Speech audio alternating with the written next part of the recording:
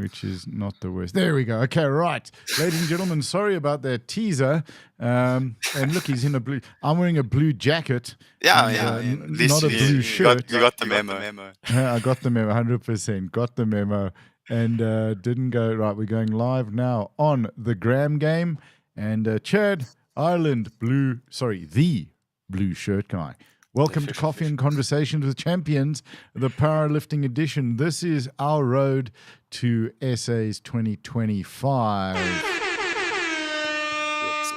Am I a 1970s DJ or what? I think the answer is yes. Yeah, 100%. How the hell are you? Welcome, dude. It's so I'm good to have you good. on the show. I'm good.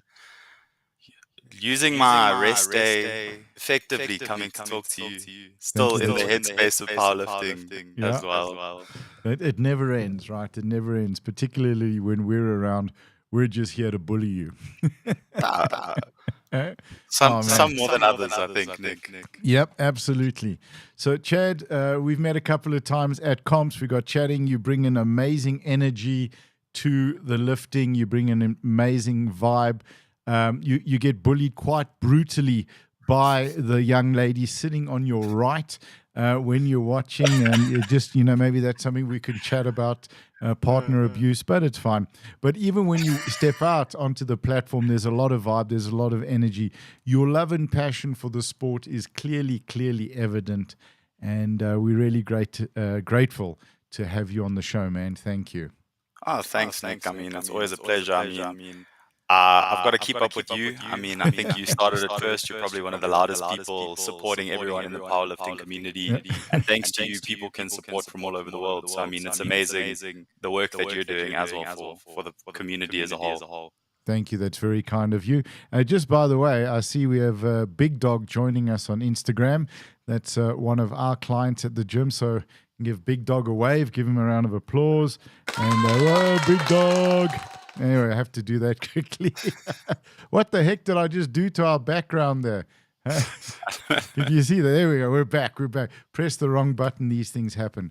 So, Chad, tell us, how did you find powerlifting? What got you into the sport? So for a long time, I was just like standard gym. Like I really enjoyed deadlifts.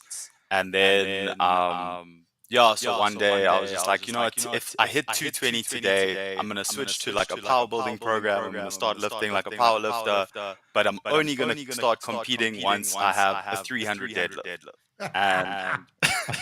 And I had a friend, luckily, Sean Brits, that actually was like, no, just come do this fun comp and see how you find it. And I was like, okay. So I ended up doing the Barbell Bullies comp in 2023. And like everyone was so supportive and everyone was just like such a vibe to be around. And I was like, you know what, maybe I don't need a 300 deadlift before I start competing. Let me just get some experience, hang out with some cool people. So that's kind of just how like I started my journey. And even though like my lifts were subpar to say the least, it was a fun experience. And Well, subpar or just not where you wanted them to be, right? Because ultimately you're just fighting yourself at every comp. You're wanting to better yourself. Yeah. You've got to have goals of beating yourself, but at the end of the day, you're competing against other people, and they're bringing their best, so you should bring your best in response to that. That's it. Tell us about that first competition. What was that like for you? So it was a bit stressful. Coming in with only literally learning the commands like 3 days before the comp, it was a bit stressful. I'd also never had knee sleeves, so I'd ask my friend, "Hey, can I borrow your knee sleeves? Can I borrow someone's lifters?" I was using I think a nearprene belt. It was just so the equipment was just whatever, and I came in with probably having a best squat of 160, so I was like, you know what, I'm going to open with something small. Second lift, I'm going to match my all-time PR, and then we'll go for whatever in my third lift. So ended up doing 150, 160, and then I attempted 170. Was a high squat, but I was like, that's the first time I've ever done that in my life. So that was quite exciting. And then bench came. I was like, nah, I did like 130 in the gym like last week. It was fine. Yeah. And I come in, I open with 110. I think I hit the rack with the barbell, and then I got no lift, and I was like, second attempt comes, and I push, I think 115, and I was so excited that I got the lift that I just racked it. No lift because I missed the command. So I mean, it was filled with highs and lows because I mean, almost bombed out of my first comp on bench just because of like stupid stuff. And then deadlifts was probably like the most exciting. So like deadlifts always been my lift, and came in with something that I was like, okay. Training weights were feeling heavy, like 180 was even feeling heavy. So I was like, you know what, whatever, I'll just open 180. Jumped, I think, to 200. And then I was like, you know what, I want to hit a PR. I know I've got 230 in me. And I was like, I think I've got a bit more than that. So then I put on 232 and it flew up. Like, it was probably the quickest I'd ever deadlifted ever. And I was like, I actually had so much more in the tank. So ended with like a 545 total. 507.5 total. And I was like, it's a start. I mean, it got me my first numbers on the board, and I mean, I've been striving to beat them ever since. Awesome. What was it like for you at that first comp, and sort of all of the not getting the lifts that you wanted, stuff happening, getting so excited and racking it? We've all been there where we just sort of, I mean, not even one of my first comps, one of my nationals, I had my coach's hat on, not my athlete's hat, and I squatted, came halfway up, thought, no, that's not deep enough, and I went down again, got deeper, and then came up. And everyone's looking at me like, what did you do? What the hell? No, exactly. You can laugh, it's fine. And was like, what the? So all of I didn't think I had it. So I was just showing you I can do it. What do you mean? I just wanted to show you I can do it. It technically wasn't a downward movement. Yeah. So, I mean, that was me just being special. And and my coach, Rodney Anthony, at the time just looked at me and like just shook his head like, wow, back we went. And I think there was 120. I mean, that was my opener. So at least they give us 3 more attempts, right? Yeah, no, I mean, you should have just waited for the up command, like that shout of up, and then that would have been the time to start going up. Yeah, that's it. Yeah, there was pre the up commands or pre the dip. Yeah, there wasn't up or dip. I mean, I went up and just went down again. Intentionally, not even accidentally. Like, and thank goodness the loaders didn't grab it, because that really would have been embarrassing, because it was 120. So, but yeah, I gave my poor coach Rodney a lot of stress over the years. I think for 3 years, I was benching 165 and deadlifting and squatting 120, 125 as a max. Because on my back. Fun when you have a bench higher than the rest of us. Yeah, that's it, 100%. Proper gym bro standard there. So tell us about your first provincials. What was that like for you? First provincials. I ended up training for then the next, I think it was 6 months from that Barbell Bullies comp. Right. Trying my best, I ended up getting ended up getting a strength shop belt, so got to get that comp standard stuff in. Got my own lifting shoes, and I was really excited just to be better than I was before. And I mean, right. The energy was amazing.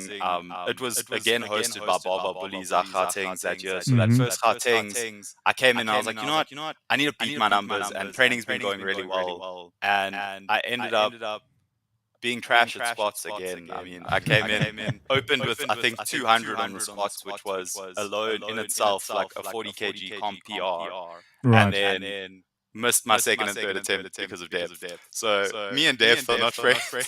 But yeah, bench went a lot better. I think I actually got my first attempt in, but okay.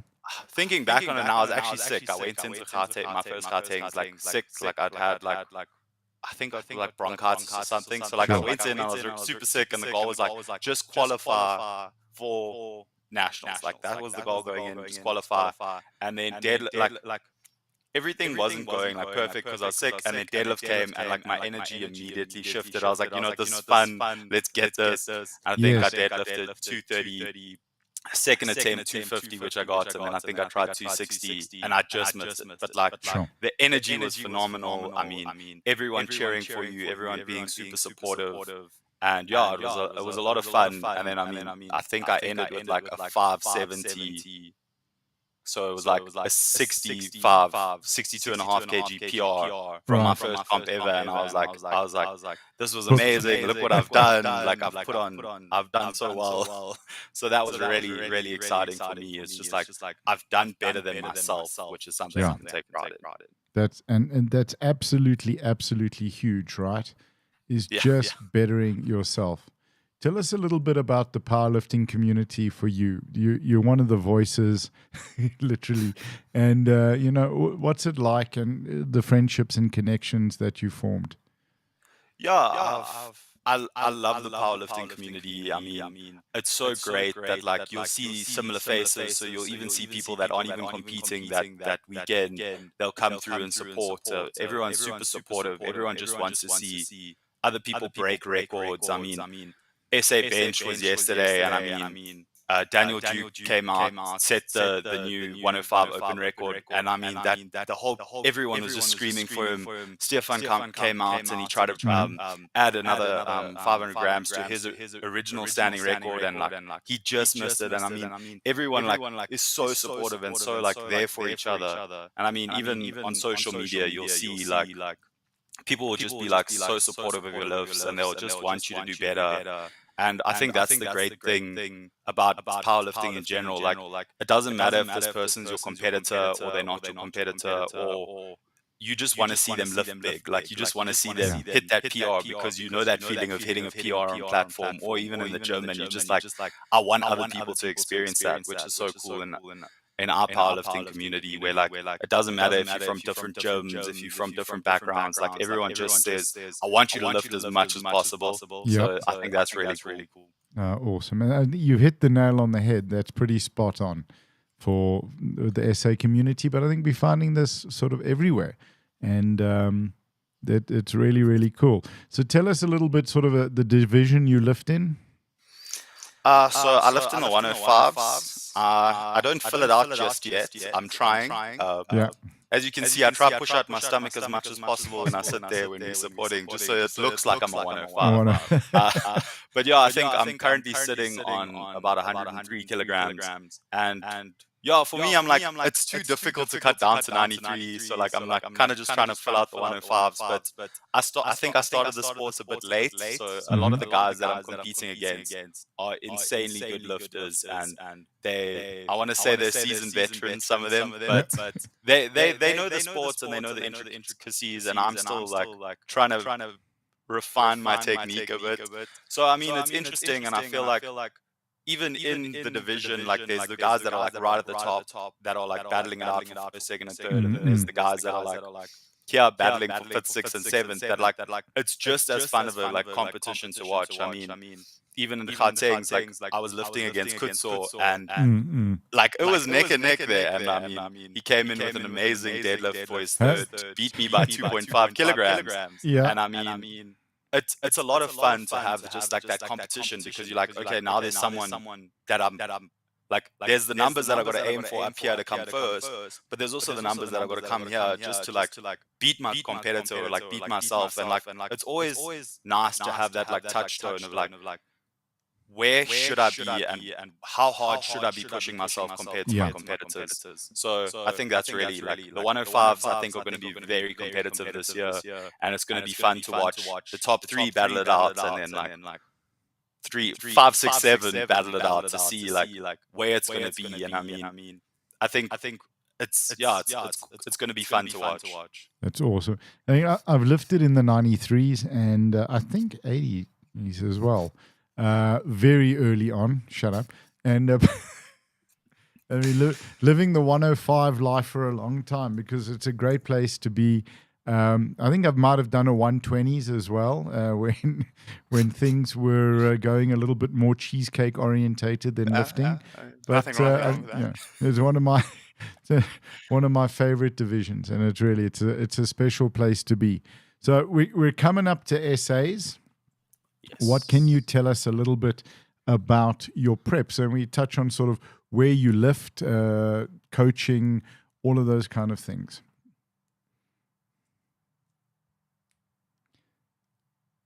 Have we lost Chad?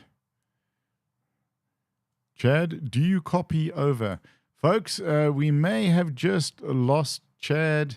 I think I saw him looking at his phone or his computer, and I was like, let's see if we can get him back in a few moments. We're chatting with Chad Ireland, Gauteng powerlifter, about his time and experience in powerlifting and his preparation for the upcoming South African champs that's taking place in Potchefstroom at the end of March, starting on Thursday, the 27th of March, through to Sunday, the 30th. And we're really looking forward to continuing that conversation, just waiting for him to come back. Unfortunately, these are the challenges that we face, but there we go. I'm hearing a ringing doorbell, and then we can ask him what button he touched to cause trouble. So, Chad, welcome back. It's good to have you. There we go. What did you do? My laptop just decided to disconnect. Okay. So technology. As I try to get that working again. Okay. Well, it's good to have you back, man. We missed you. And thank you. So we were chatting about your prep. Tell us about your preparation now for essays. Sort of where are you training? Tell us about the coaching and your plans as much as you can. If you're wanting to bring out any surprises, let us know on the live stream here. We'd like to break the news for you. I've been training at 3 different gyms mainly. I've been training at Virgin Active, all 3 of them, but I've been training. Jeez, Stian, we got your comment. Thank you. We're going to put that on the screen. It looks like someone that's experienced at spotting your bench, because bench is that finicky one where like you want to grind it out, but like if you have a standard gym goer that's spotting you, they'll just steal your rep. So it's nice to have someone experienced on certain. So Tuesday to Wednesday, I'll normally train at Virgin Active Sunwood Park in Boxwood, which is closest to my home.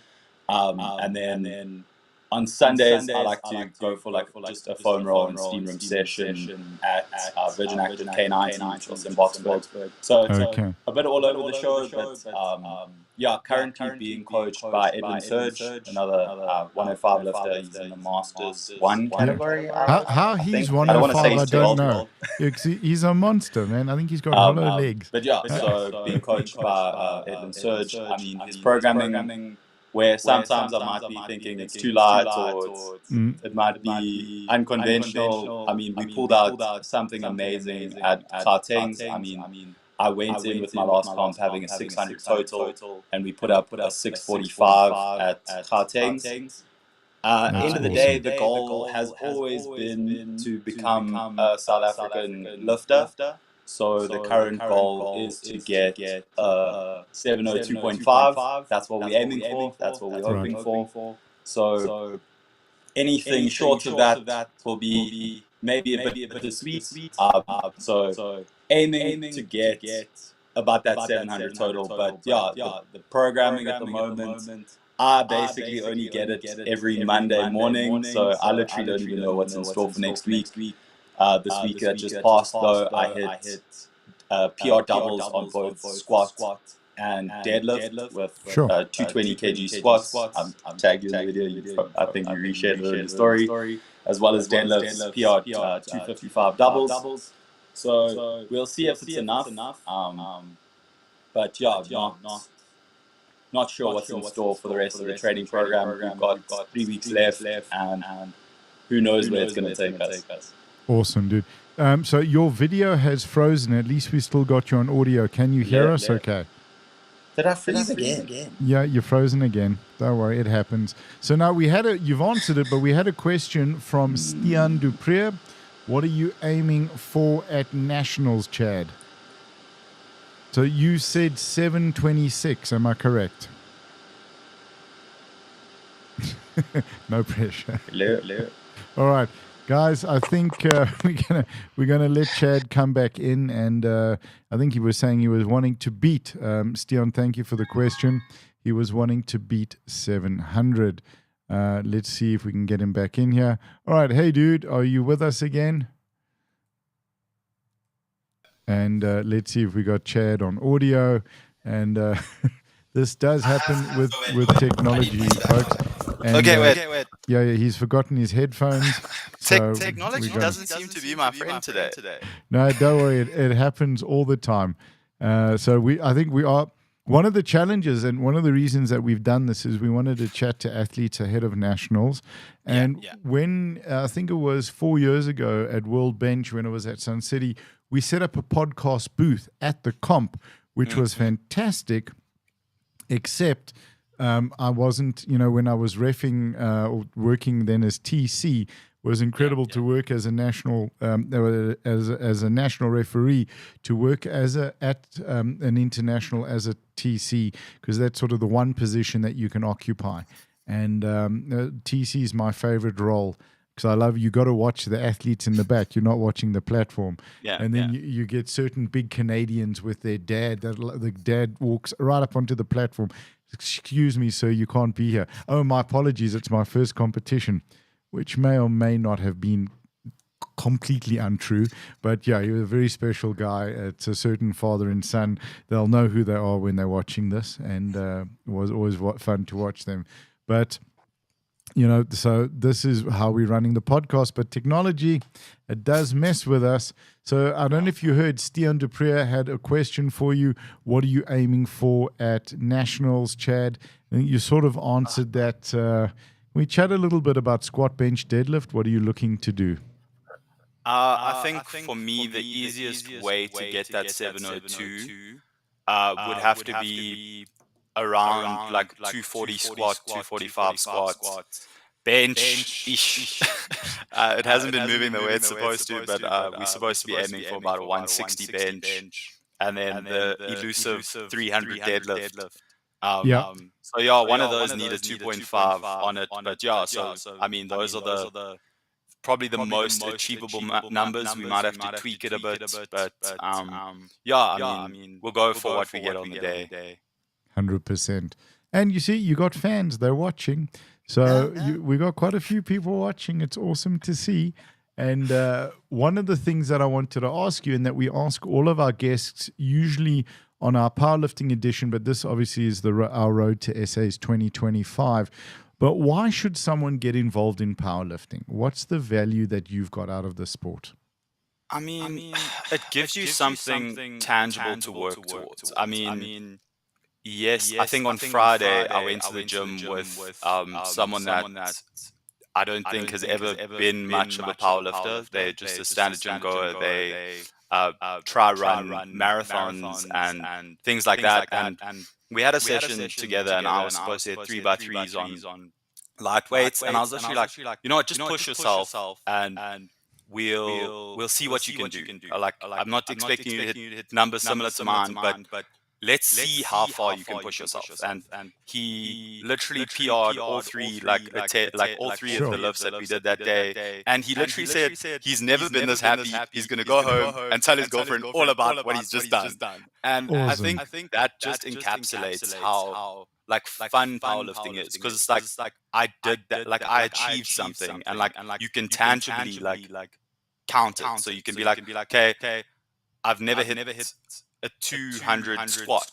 Today I did that. I did that. And I think it releases so much dopamine when you work towards specific goals and then you hit those goals. Where in, I suppose, bodybuilding or just other disciplines, it's a lot harder to account for wins, because it's very subjective. So I think in powerlifting it has such a big dopamine effect, because you're working out as well as hitting goals every single week, or every month you're hitting a goal. And what's also nice is you can hit rep PRs as well as 1 rep max PRs. So you're always striving to better yourself and just grow as an individual. And I mean, there's going to be times where it's difficult and you're like, I hate my life, I've missed every single lift. And then you're going to come in and you're just going to do it, and it's going to bring you so much joy. I mean, I've got a friend that unfortunately has been injured, and I mean, the one thing he says to me every week is like, I miss powerlifting so much. Like, I hate bodybuilding. It's just, I just want to come back to powerlifting. And I think that just speaks about like the level of joy that the training style of powerlifting brings as well. Yeah, 100% sure. That, you know, and it's an incredible thing that you really put that well.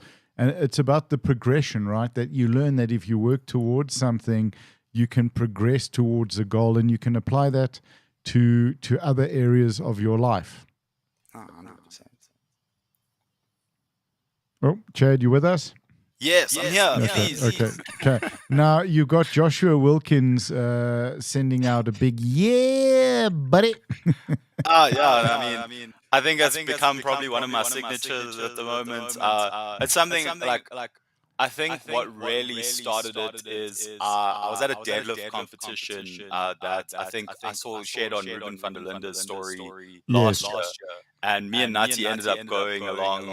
Commission came with. And I mean, Nati, his energy is amazing. So, I mean, we just fed off each other. And the whole time we're going, yeah, buddy! Woo! And we literally, I think for like 6 hours straight.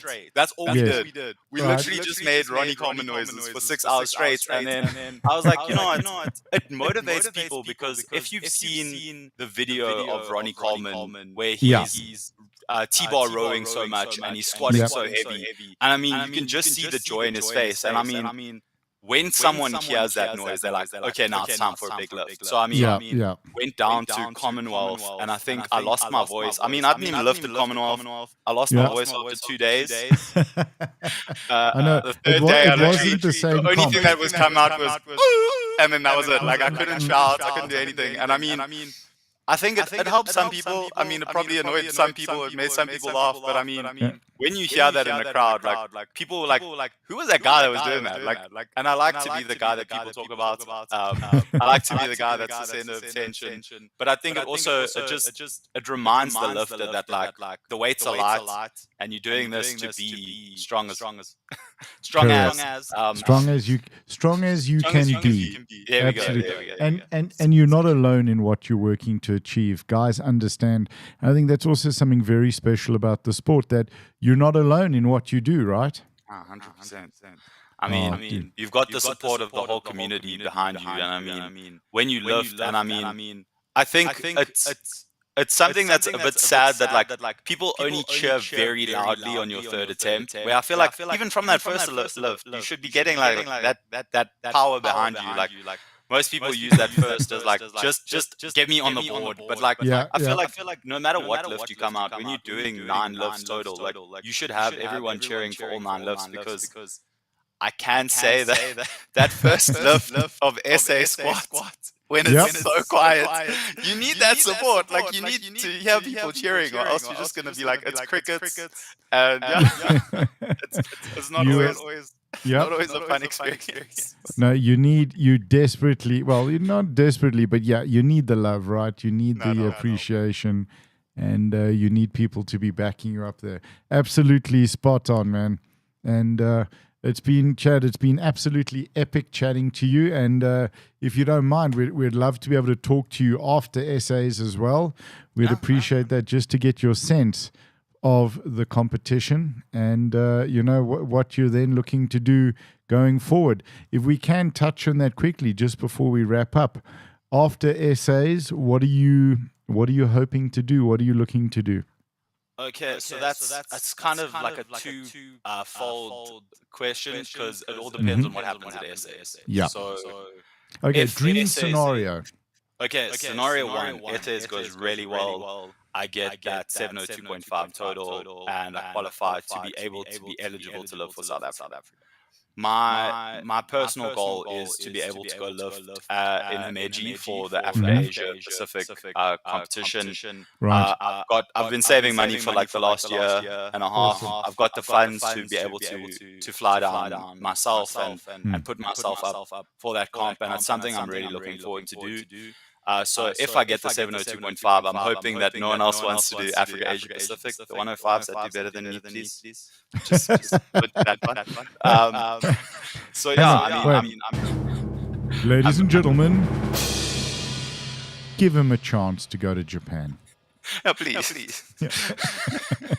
So I mean, that's the number one goal right now. Is just if I can manage to get that 702.5, I want to go live for South Africa. I want to go represent my country. I want to get that Protea colors and say like I am a South African powerlifter. It would be insane. Like, I mean, I've been powerlifting now for like 2 years, so it would be an insane achievement. If I don't, however, I mean, just focus on filling out the 105s. So situation 2, I don't hit the 702.5. The goal for the end of the year is still a 700 plus total. So that next year it would be fairly easy to just come in and just qualify, maybe even come top 3 next year. Sure. Okay. So I mean, the goal is to do a lot of like volume personally, volume hypertrophy. I mean, someone that's trained with me or trained alongside me knows that I love my volume. Like I'll go, my people are always like, just let your CNS rest. And I think that's been the hardest part of following a coach's programming is like, I just want to go do more, like do more things and just lift more. So I think after essays, the approach is just follow a structured program that allows for a lot of intensity, a lot of volume, pack on some size and just fill out the 105s properly. Awesome, dude. I think that is something that we, if in any way we can, support you on. If you get the nomination, you need to do some fundraising. Maybe we can run a telethon for you, help get some more info out. That's one of the reasons we're doing these podcasts, is to give the amazing athletes in the sport exposure and content. So we're recording this, we'll upload, we'll share the file with you. You can chop it down and share it on your socials, just to give guys the exposure and the sport the exposure that it deserves, because it does get expensive. I think Japan, you're probably looking at around 100,000 Rand. It's not something that's cheap and easy to do. Yeah, thanks, Nick. And I mean, I think everyone in the powerlifting community like really appreciates what Emmett Media does. Got that wrong, and you nicely corrected me there.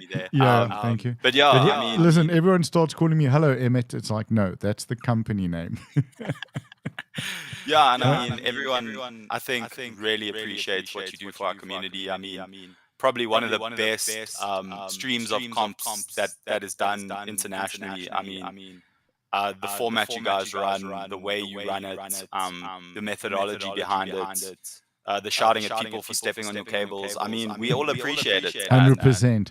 I think without you, powerlifting South Africa wouldn't be where it is as well. I mean, you give people the opportunity to showcase the sport, and it gives people the opportunity to invest. And I mean, even content. I mean, so many times if I've done like a comp recap, like a recap of the comp, I'm like, just record this little section, and then post it. And I mean, I think people do that often, and I mean, I think it's great. I mean, with you guys taking photos at Gauteng and Northwest, the photos came out phenomenal, and I think it just gives people that ability to expand their reach on social media, which then in turn expands the sport, because people are like, oh, this is so cool. Like, so I think what you guys are doing is just great for the powerlifting community as a whole. Dude, that's very, very kind of you to say. And we've had a plan for a few years already in what we do. And like the reason I shout at people, Justin Furman, I'm talking to you. The tape is there for a reason. We look like we self-fund. So you're looking at one of those cables. The new orange cables are like sort of around about 1,200 Rand per cable. And we've got 4 at the event, as an example. And they're easier to see. They're orange. Correct, exactly. No, you should make them blue. You should make them blue, and people won't stand on them. Well, I think, a blue shirt guy, absolutely. And, these are the things that we're working hard with the venues, with the comps. So we finally got no music played at provincial level, and we're working on that at club level, where it does bring an atmosphere of fun to the event, but it limits what we can do on the live stream. So, it's about getting the content out there, getting the exposure out there. We're looking, and as you said, looking for content on the stream. We've invested in 4K 60 cameras. We've got the cables. We've got the computer hardware. now the venues are coming to the party in terms of the internet speeds that they can provide us. We can stream in 4K. That means you guys can screen grab anything and have that. So if you don't have someone there to support you, if family can't make it out, you can just take a screenshot. We're coming out with the photos now. We tested it at Provincials. It was great. We've invested a cuckload more money in big lenses now and cameras.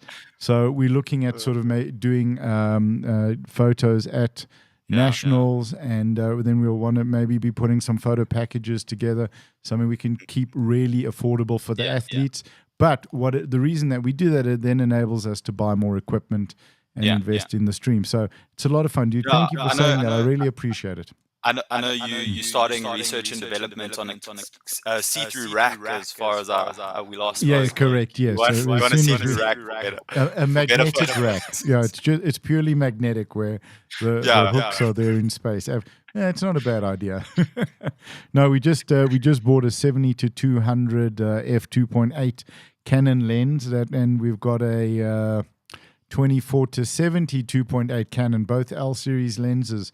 So anyone who's in media will understand the cost that goes behind those and what that means. So we're looking to bring some epic shots. The big lens, by the way, is weighs about just I think nearly 2 kilos. So that's going to be a lot of work. It's going to make the bench even stronger. Yeah, there we go. 100 just on the one arm with the blown. It's going to fix the blown shoulder. Arms between the Come ambidextrous when it comes to taking photos. 100%. Oh, man. Chad, it's been epic chatting to you. I can't wait to see you at Nationals and to chat to you about the comp after Nationals. And all the best for you and your coach with your prep. And it's been epic, dude. Thank you so much for your time. You're an absolute legend, dude. Oh, thanks. All right. We'll chat to you at SAs. Yes, and online. I know we'll do that. All right. All right, my brother. Take care. Ladies and gentlemen, thanks for joining us. Oh, geez, we got a couple more comments. Sorry. We've had an issue with our Mac Mini where the screen disappears. I've been talking to you for the last 20 minutes with no screen. But we've got a comment from Josh again, applauding hands and agree the channel gives great accessibility. That's very kind. Thank you, guys. We really appreciate that. Legend, we will see you. Let's hear it one more time, please. I'm turning down my headphone volume. Go for it. Sorry, Mark. Are you talking to me? Yeah. Okay, wait. Let me. Sorry. So let me just show you. We got there we go. There's Josh Wilkins, and the other guys are going great. Agreed. Great channel. Thank you. And Ava is going woohoo. All right, give us a yeah, buddy. Okay. Yeah, buddy. Woo! All right, ladies and gentlemen, we hope that didn't break your ears. You were warned ahead of time. Chad Island, Gauteng lifter.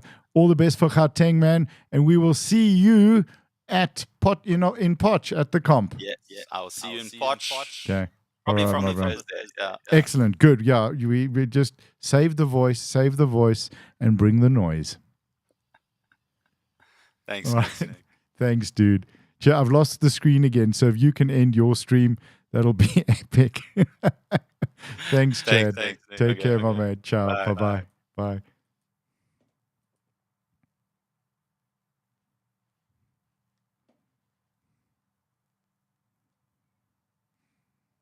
Folks, if you are still with us, we have no screen, and I'm going to have to shut the computer down the old-fashioned way. Technology, sometimes it works really well, sometimes it lets us down. And this is the brand new M2 Mac Mini we bought for Commonwealth. So maybe it's time to go shopping for an M4 and upgrade the M2 even a few months later. These are the costs that come with running a live stream. But thank you, everyone, if you're still with us. Thank you for your messages and support. And we look forward to seeing you tomorrow. I think we've got a couple of awesome athletes to chat to. And if you join us at 9 p.m. South Africa time, we're chatting to a fantastic Canadian lifter.